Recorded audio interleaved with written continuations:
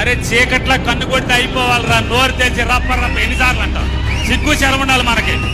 ఎన్నిసార్లు అంటారు? అది అదే పని. చీకట్లో చేయాల్సిన పనులు కూడా పట్టపగల అసహ్యంగా ఏంటిది? రప్ప రప్పని చీకట్లో జరిగిపోవాలి. చెప్పేవాడు ఎవడో చేయడు. కరిసే కుక్క మొరగదు, మురిగే కుక్క కరవదు. అది తెలుసుకోండి కొంచెం. కరిసే కుక్క సైలెంట్కి వచ్చి లటక్కని కలుస్తుంది. నీకు చేతనైతే రేపు గవర్నమెంట్ వచ్చిన తర్వాత ఎవడెవడు తప్పుడు వేషాలు వేసాడో ఆయన కరిసేయి.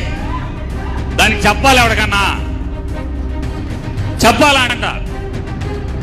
రెండో గండి చెప్పాల్సిన పని లేదు.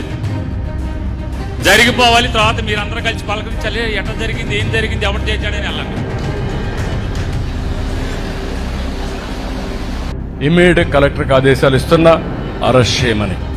ముందు అరెస్ట్ చేసి జైల్లో పెడితే రేపు ఇంకొకటి ఏదైనా చేయాలంటే 2 సార్లు ఆలోచిస్తారు. ఏదైనా చేసేస్తాం, చెల్లిపోతుందనే ధీమా.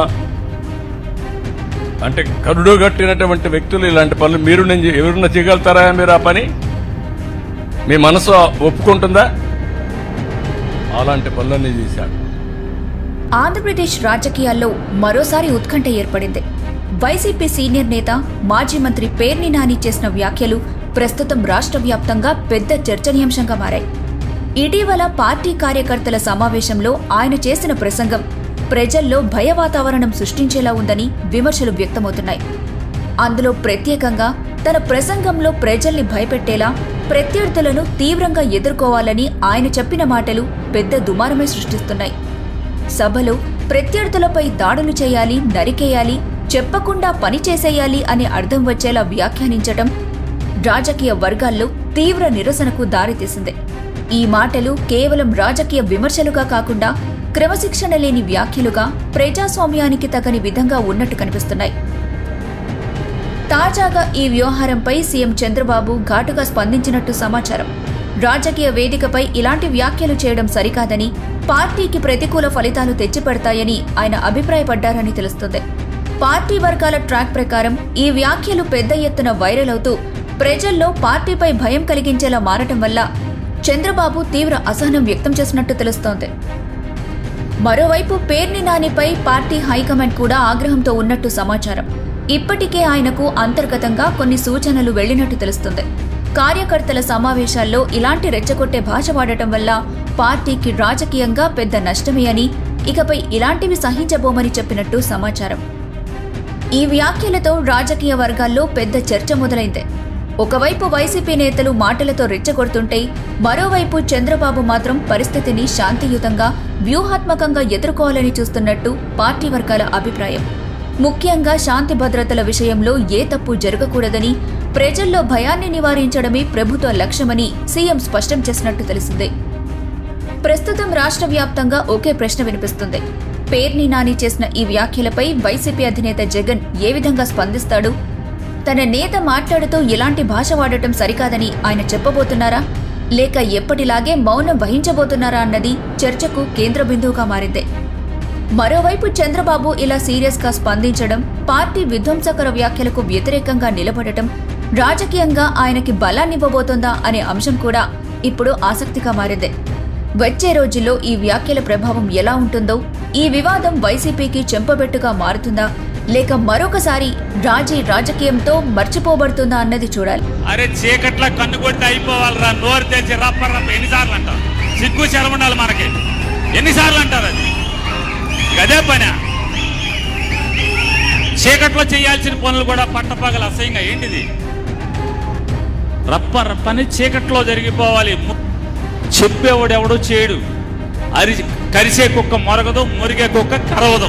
అది తెలుసుకోండి కొంచెం. కరిసే కుక్క సైలెంట్కి వచ్చి లటక్కని కలుస్తుంది.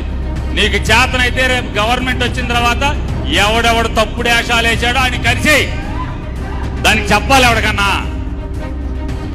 చెప్పాలంట. రెండో గండి చెప్పాల్సిన పని లేదు. జరిగిపోవాలి. తర్వాత మీరందరూ కలిసి పలకరించాలి. ఎట్లా జరిగింది, ఏం జరిగింది, ఎవరు చేశాడని వెళ్ళండి. ఇమ్మీడియట్ కలెక్టర్కి ఆదేశాలు ఇస్తున్నా, అరెస్ట్ చేయమని. ముందు అరెస్ట్ చేసి జైల్లో పెడితే రేపు ఇంకొకటి ఏదైనా చేయాలంటే 2 సార్లు ఆలోచిస్తారు. ఏదైనా చేసేస్తాం, చెల్లిపోతుందనే ధీమా. అంటే కరుడు కట్టినటువంటి వ్యక్తులు ఇలాంటి పనులు ఎవరన్నా చేయగలుగుతారా? మీరు ఆ పని మీ మనసు ఒప్పుకుంటుందా? అలాంటి పనులన్నీ చేశాడు. ఆంధ్రప్రదేశ్ రాజకీయాల్లో మరోసారి ఉత్కంఠ ఏర్పడింది. వైసీపీ సీనియర్ నేత మాజీ మంత్రి పేర్ని నాని చేసిన వ్యాఖ్యలు ప్రస్తుతం రాష్ట్ర వ్యాప్తంగా పెద్ద చర్చనీయాంశంగా మారాయి.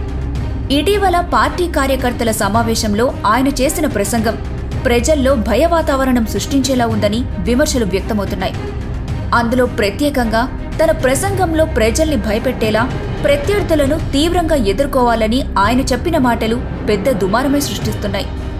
సభలో ప్రత్యర్థులపై దాడులు చేయాలి, నరికేయాలి, చెప్పకుండా పని చేసేయాలి అనే అర్థం వచ్చేలా వ్యాఖ్యానించటం రాజకీయ వర్గాల్లో తీవ్ర నిరసనకు దారితీసింది.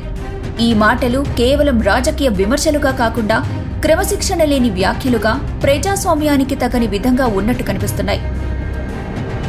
తాజాగా ఈ వ్యవహారంపై సీఎం చంద్రబాబు ఘాటుగా స్పందించినట్టు సమాచారం. రాజకీయ వేదికపై ఇలాంటి వ్యాఖ్యలు చేయడం సరికాదని, పార్టీకి ప్రతికూల ఫలితాలు తెచ్చిపెడతాయని ఆయన అభిప్రాయపడ్డారని తెలుస్తుంది. పార్టీ వర్గాల ట్రాక్ ప్రకారం ఈ వ్యాఖ్యలు పెద్ద ఎత్తున వైరల్ అవుతూ ప్రజల్లో పార్టీపై భయం కలిగించేలా మారటం వల్ల చంద్రబాబు తీవ్ర అసహనం వ్యక్తం చేసినట్టు తెలుస్తోంది. మరోవైపు పేర్ని నానిపై పార్టీ హైకమాండ్ కూడా ఆగ్రహంతో ఉన్నట్టు సమాచారం. ఇప్పటికే ఆయనకు అంతర్గతంగా కొన్ని సూచనలు వెళ్లినట్టు తెలుస్తుంది. కార్యకర్తల సమావేశాల్లో ఇలాంటి రెచ్చగొట్టే భాష వాడటం వల్ల పార్టీకి రాజకీయంగా పెద్ద నష్టమే అని, ఇకపై ఇలాంటివి సహించబోమని చెప్పినట్టు సమాచారం. ఈ వ్యాఖ్యలతో రాజకీయ వర్గాల్లో పెద్ద చర్చ మొదలైంది.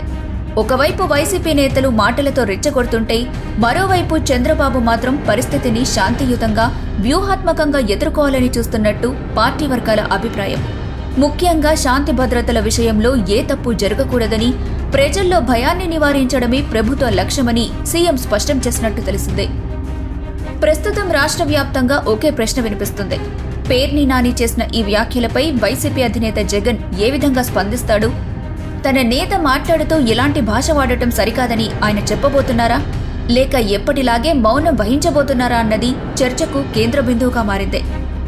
మరోవైపు చంద్రబాబు ఇలా సీరియస్ గా స్పందించడం, పార్టీ విధ్వంసకర వ్యాఖ్యలకు వ్యతిరేకంగా నిలబడటం రాజకీయంగా ఆయనకి బలాన్నివ్వబోతోందా అనే అంశం కూడా ఇప్పుడు ఆసక్తిగా మారింది. వచ్చే రోజుల్లో ఈ వ్యాఖ్యల ప్రభావం ఎలా ఉంటుందో, ఈ వివాదం వైసీపీకి చెంపబెట్టుగా మారుతుందా, లేక మరొకసారి రాజకీయంతో మర్చిపోబడుతుందా అన్నది చూడాలి.